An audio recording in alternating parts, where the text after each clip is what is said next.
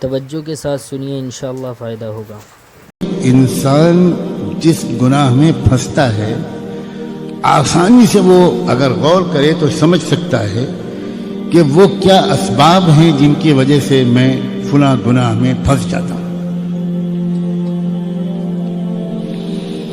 کچھ گناہ وہ ہوتے ہیں، میرے نوجوان عزیز غور سے سنیں، کچھ گناہ وہ ہوتے ہیں جو تنہائی کی وجہ سے انسان جن میں مبتلا ہوتا ہے۔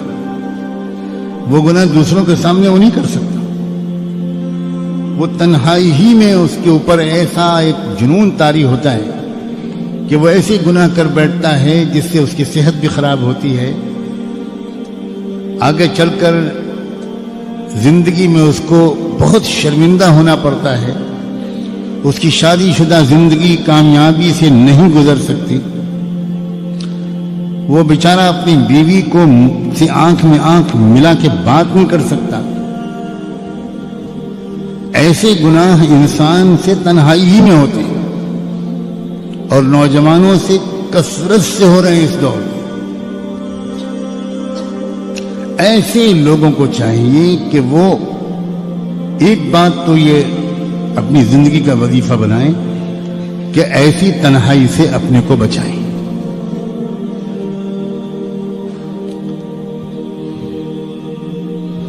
دوسرے، جس وقت ان کے دل میں اس طرح کی کسی بھی گناہ کا خیال آئے، ہمیشہ یاد رکھیں گناہ کا عمل بعد میں ہوتا ہے، گناہ کا خیال پہلے آتا ہے۔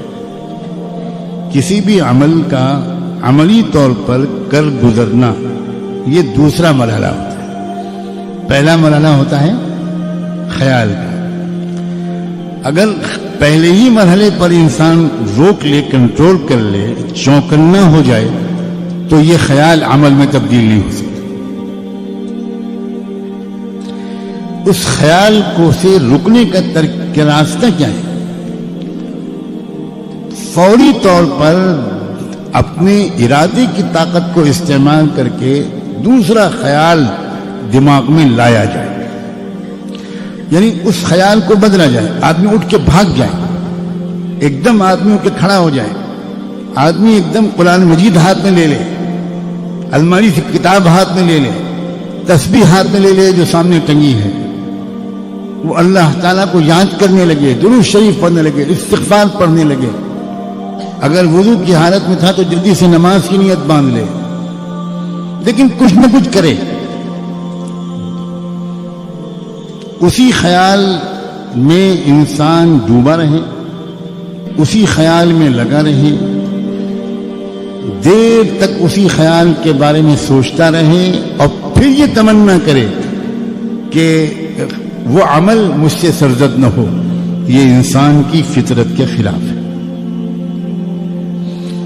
خیال عمل میں اپنے کو تبدیل کروا کر رہتا ہے، اگر آپ نے اس کو تھوڑی مہلت دے دی تو وہ پھر عمل میں تبدیل کروا کر رہتا ہے۔ وہ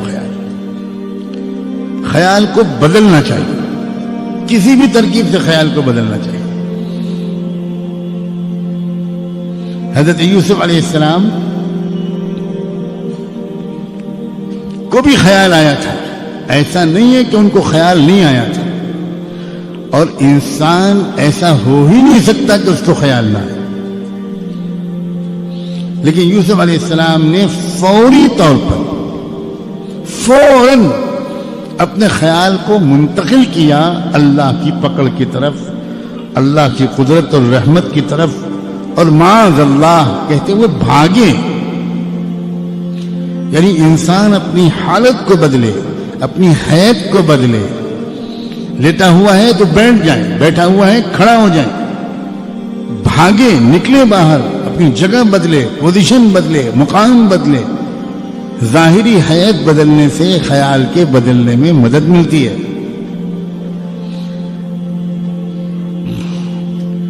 کوئی یہ ساری ترکیبیں نہ کرے تو اس کا مطلب ہے کہ اس کے اندر اس گناہ سے بچنے کا جو ارادہ ہے وہی پورا پکا نہیں ہے، وہی سچا نہیں ہے۔ ابھی وہ اس گناہ کی نحوست کو سمجھ نہیں پایا، ابھی وہ اس گناہ کے نقصانات کو سمجھ نہیں پایا۔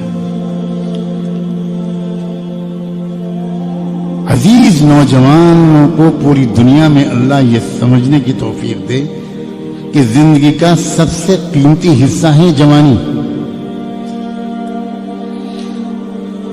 बनना होता है जिन इंसानों को वो जवानी ही में बनते हैं, बिगड़ना होता है जिनको वो जवानी ही में बिगड़ते हैं।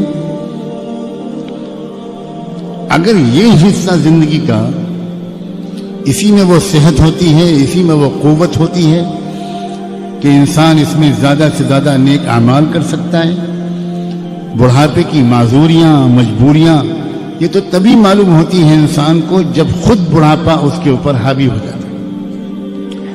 अब अगर इस उम्र के इस मंजिल को इंसान ने गुजार दिया उन गुनाहों में, तो सिवाय इसके कि उसने अपने आप को दीमक लगवा ली और उसने अपनी सेहत को भी तबाह किया, चेहरे का नूर भी खत्म हो गया, दिमाग की याददाश्त भी खत्म हो गई, फैसला करने की ताकत भी जाती रही, सही गलत में फर्क करने की इस्तेदाद भी कमजोर पड़ जाती है, तो अपने नफ्स को समझाएं और इस मामले में यानी तर्क के मासी के मामले में, गुनाहों के छोड़ने के मामले में संजीदा बने। ये जुमला हसास आदमी के लिए बहुत काफी है। जो इंसान ये कहता है कि मुझसे गुनाह छूटते नहीं, शायद उसने अपने गुनाहों के छोड़ने का सच्चा इरादा ही नहीं किया।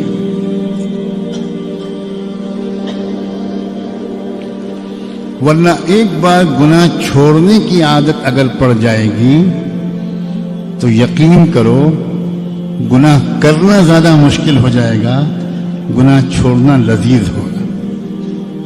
चख के तो देखो, गुनाहों की लज्जत तो बहुत देख ली, अब तकवे की लज्जत को भी आजमा कर देखो।